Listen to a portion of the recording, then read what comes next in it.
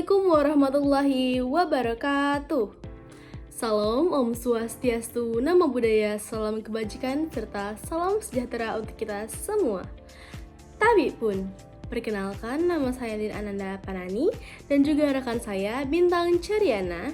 Di sini kami akan membahas presentasi kami, yaitu mengenai pencemaran tanah, materi biologi dengan guru pengampu Ibu Mary Safitri SPD. Pada kesempatan ini, kami akan membahas mengenai pencemaran tanah baik dari pengertian, faktor, akibat, serta solusinya. Oleh karena itu, dengan melalui pembahasan ini, kami berharap kita semua mendapatkan wawasan baru serta menambah pengetahuan ilmu untuk kita.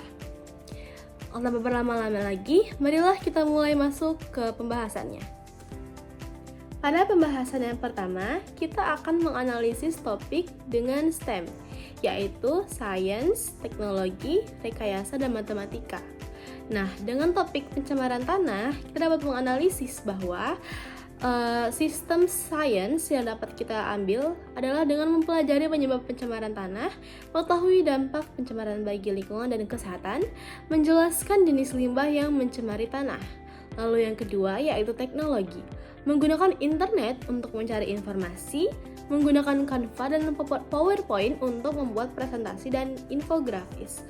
Lalu yang ketiga, engineering atau rekayasa, dengan membuat PPT sebagai bahan edukasi dan juga mendesain poster sebagai edukasi lingkungan. Lalu yang terakhir, dengan melalui metode matematika, yaitu menghitung jumlah sampah, membuat data dan diagram pencemaran tanah, serta menghitung persentase jenis sampah. Untuk mengetahui persentase jenis sampah, kita dapat menggunakan persentase sampah sama dengan jumlah sampah tertentu dikali 100% per total sampah. Jadi bisa juga kalau misalnya sampahnya misal 100 gram, kemudian dikali 100% baru dibagi total sampahnya. Selanjutnya yaitu pengertian pencemaran tanah. Pencemaran tanah adalah kondisi ketika tanah tercemar oleh zat berbahaya seperti sampah plastik, sampah limbah rumah tangga, pestisida, dan bahan kimia lainnya, sehingga kualitas tanah menurun dan membahayakan lingkungannya. Selanjutnya, faktor-faktor pencemaran dari tanah. Yang pertama yaitu kebakaran hutan. Kebakaran hutan itu bisa menyebabkan pencemaran udara dan tentunya tanah. Hutan yang terbakar menyebabkan unsur-unsur di dalam tanah rusak, hilang, bahkan mati. Selanjutnya yang kedua yaitu limbah industri. Limbah industri bisa menyebabkan pencemaran tanah. Limbah industri datang dari aktivitas industri pabrik dan aktivitas industri masyarakat. Nah, limbah industri itu lebih berbahaya jika dibandingkan dengan limbah-limbah lainnya. Hal ini karena limbah ini mengandung zat-zat kimia yang lebih berbahaya. Selanjutnya adalah limbah domestik. Limbah domestik merupakan jenis limbah yang berasal dari sampah rumah tangga. Misalnya seperti sisa makanan atau sampah-sampah makanan dapur berupa sayuran yang dibuang sembarangan. Selanjutnya adalah penggunaan pestisida.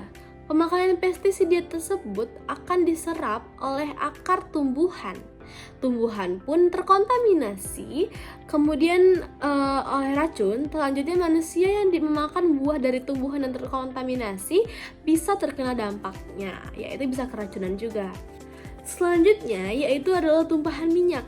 Nah, limbah jenis ini itu biasanya berasal dari tangki kendaraan pembawa minyak yang terguling atau dari jerigen minyak yang menetes. Hal ini pun bisa berkontribusi dalam pencemaran tanah. Perkenalkan, nama saya Bintang Caryana. Di sini saya akan melanjutkan penjelasan dari Nadim, yaitu dampak dan solusi dari pencemaran tanah. Dampak dari pencemaran tanah yaitu tanah menjadi tidak subur dan otomatis tumbuhan sulit tumbuh, kemudian dapat menyebabkan penyakit, dapat merusak ekosistem dan mencemari air tanah. Solusi yang dapat kita lakukan untuk menanggulangi dari dampak pencemaran tanah, yaitu membuang sampah pada tempatnya, mengurangi penggunaan plastik, melakukan daur ulang sampah, mengolah limbah dengan benar, mengadakan kerja bakti, dan edukasi lingkungan.